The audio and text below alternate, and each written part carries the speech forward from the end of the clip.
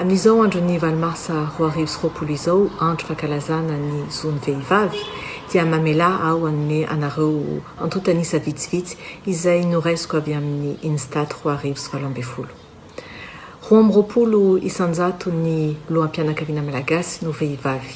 Ny zanak'izy ireo kosa nefa dia tsy mananjo isoratra anaty bokim-pianakaviana satria mbola tsy eken'ny fanjakana ny tokatrano ray aman-dreny tokana. 40 isanjato ny ankizy no miara-miaina amin'ny reniny ireriany. Raha ny ambaratonga fanabeazana ny renim-pianakaviana rehetra no diniana dia 20 isanjato no tsy nianatra ary 20 isanjato no nahatratra ny ambaratonga voalohany. Midika izany fa 8 amin'ireo renim-pianakaviana 10 no tsy afaka anaraka ny fianaran-janany mihoatra ny ambaratonga voalohany. Maro ny ezaka efa vita ho an'ny vehivavy malagasy nefa mbola lavitra ny lalana atongavana amin'izao mitovy ny vavy sy ny lahy. Ny fikambanana Happy Woman dia mankalaza anio valomarsa 2020 anio ny vehivavy malagasy jiaby na inona ny fiainany androany. Ny mpikambana tsirairay avy dia anome teny kely ho an'ny vehivavy samihafa izay anasako anareo arahana hatramin'ny farany. Misaotra anareo mpikambana Happy Woman koa ny tenako saha ny joro ho an'ny zoan'ny vehivavy.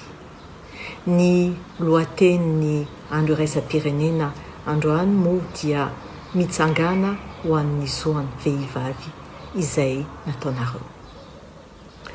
Ny tenako manokana dia mankalaza anao vehivavy malagasy ho an'ny tolona vitanao isanandro eo amin'ny fiainanao andavanandro. Misaotra anao vehivavy malagasy. Ho antsika vehivavy izay efa manambady matetika tsika ohatra lasa zatra mirona miankina amin'ny vadintsika izany. Tsara kokoa nefany raha mahaleo tena tanteraka na manambady aza. Amin'izay afaka mahavita zavatra betsaka tsika na ho an'ny tenantsika manokana na ho an'ny ankohonantsika na ho an'ny vehivavy hafa namantsika. Raha mbola eto ianao androany ka mahita an'ity orona tsara ity dia misaorana Andriamanitra dia arabao manokana ny tenanao na inona saranga misy anao dia mety iny tsara rehetra sy mendrika iadivana eto amin'ny fiainana ho vehivavy mahery mahatoky limpivoarana vontom-pahalalana ravaka ny fiarahamonina ane ianao dia ianao zany vitanao zany. Totika manokana amintsika vehivavy manana finiavana ny antanteraka tetika asa ny tenako aza matahotra anatratra ny tanjona izay irinao amin'ny fiainana manana herin-tsaina isika vehivavy ary natao havita zavatra marobe koa mahireza. Ho antsika vehivavy rehetra tsy ankanavaka izay ara-ny herisetra na ara-bata na ara-moraly na ara-polo na ara-tsaina na koa ara-nofo dia fataro fa ny fitiavana dia tsy misy herisetra. Tsy tomponantika anao fa kosa hiaram-boina. Sahira mizara menjady aminao amin'ny manodidina anao. Reseo ny fanginana ary midedava fanampiana. Tsy irery anao anatin'izany tonona izany eto izay hanampy anao. Ho an'ireny rehetra tsy manambady na ny saraka na koa mativady be herim-po herin-tsaina isika azakivy na matsiaro irery aza indraindray tadiavatra ny hery manosika anao androso sy hivoatra ary aza menatra ny mitady fanampiana na torohevitra raha ilaina izany. Tsy irery ianao, tsy irery isika. Mampahery antsika vehivavy tsy mananjanaka tsy manambady eo amin'ny fiarahamonina izany. Ty misafatra ampita eka amintsika ohatra zany mitraka mijoro mampahery azy mihaino vavan'olo zay asambatra atsika amety fiainana atsika no atao tanjona. Mankahery antsika vehivavy rehetra izay manana klema aza menatra amin'ny fahalemenao fa mahavita zavatra be da be isika rehefa ohatra ka manana finiavana na amin'ny asa zany na amin'ny fiainana andavanandro. Antsika vehivavy misy ronono efa be ny zava-bitantsika fa mbola maro koa ny izy miadidy miandra antsika fa aza dia varimbarina loatra fa ararotiny fotoana e.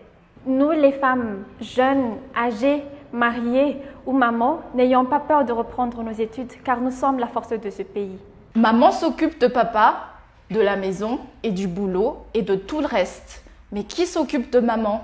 Telle est la question. Je répondrai donc que maman doit s'occuper d'elle-même. Pour cela, il faut savoir gérer son temps. Et aussi, il faut avoir l'aide de la famille. Comment gérer son temps? Il faut savoir gérer le temps pour soi et le temps pour les autres. Il faut aussi avoir l'entraide dans la famille, c'est-à-dire qu'il faut partager les tâches dans la maison. Dans la parentalité, la concurrence n'a pas lieu d'être. La maman aura son temps si et seulement si l'entraide prime dans la maison. Les tâches seront partagées entre les membres de la famille. La femme a été créée d'une côte de l'homme, pas avec la tête pour être au-dessus de lui, ni avec ses pieds pour être piétinée, mais à ses côtés pour être son égale, sous son bras pour être protégée et près de son cœur pour être aimée et surtout d'être chouchoutée. Ny fananana zo dia mitaky andraikitra, tsy mifidy fiaviana, tsy mifidy ravitra sosialy, na ray aman-dreny na tanora. Koa ry vehivavy, raisy ny tandrifinao ho fampandrosoana ny fiarahamonina, nefa aza atao ambany zavatra koa ny mombanao. Zahay mpikambana rehetra eto amin'ny ampiomena dia faly miaraba vehivavy rehetra maneran-tany na tratra ny andro iraisam-pirenena ho an'izao vehivavy.